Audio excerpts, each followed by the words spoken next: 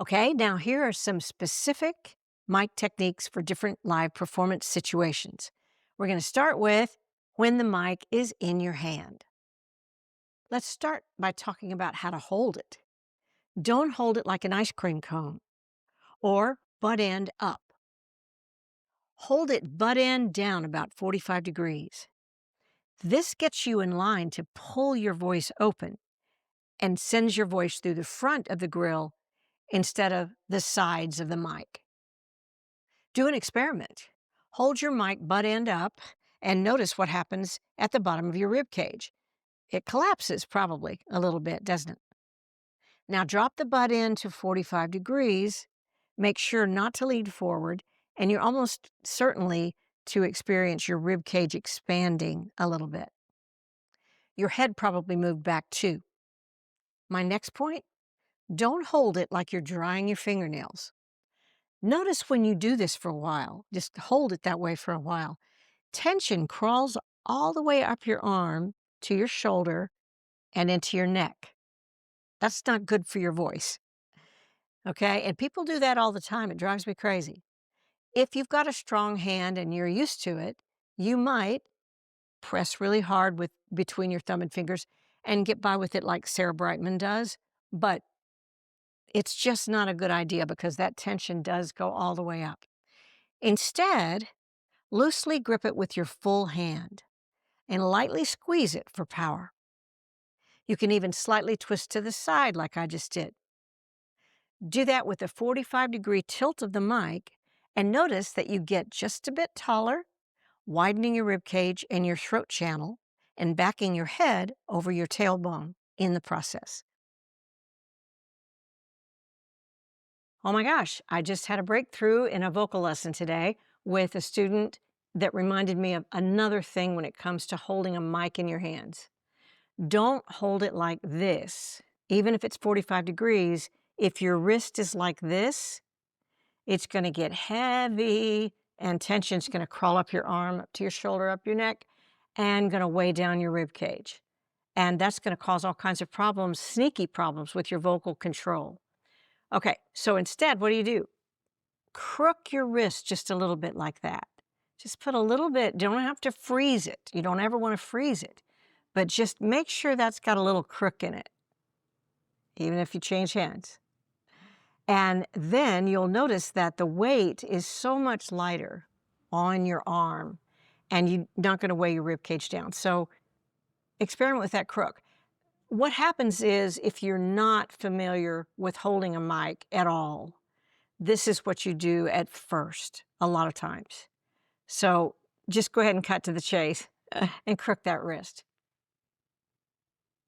Next point, you can change hands with the mic from time to time if your hand gets tired, but don't switch back and forth a lot like some people do because it's so distracting both for the people watching you and really it's distracting for you. Next point, don't lift your chin up high. If you want to lean back for dramatic effect, do so from your hips and legs and keep your head in line with your neck like that. Okay, I call this one of my ninja vocal tricks.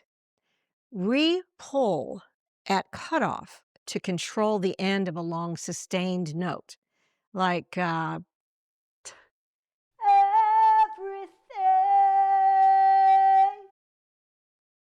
And you can go as long as you want. But if you make that little re-pull, you'll be able to control the end of your line perfectly and do exactly what you want and end it just like you want to instead of wish it luck. My next point, if it has one, check the mic's on-off button. And when backstage or walking up the stairs to the stage, remember to assume all mics are live. Watch what you say. And in honor of sound techs everywhere, never point the head of the mic towards a speaker, which will cause horrible feedback and make you their like least favorite person. For your highest or most difficult notes, here are some techniques that work great. Flexibly and levelly point your head down and pull back to power your voice open.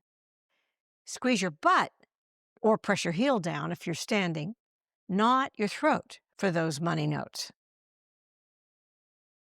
Temporarily squeeze the mic handle, but don't let the squeeze get up to your shoulders and neck. If done properly, your hand squeeze should cause your rib cage to widen, not tighten. And don't pull that mic away very far. I want to reiterate this to control your volume. You can pull it away just slightly, but if you're still too loud, you need to back off your breath pressure instead and rock your head down and pull back more. Another great help for particularly challenging notes is to use both hands on your mic. Both hands will most stably widen your rib cage and balance your head levelly over your tailbone or your heels for compression power. Okay, one more thing. You know, the hand that's not on the mic, that hand is useful too. I use this hand to help my voice as well. And the way you do that is make sure whatever this hand is doing is not crunching your rib cage in or throwing your head forward. You can make moves like this or like this on your lap, or simply put it behind you with your elbow behind a little bit, or make the grand gesture.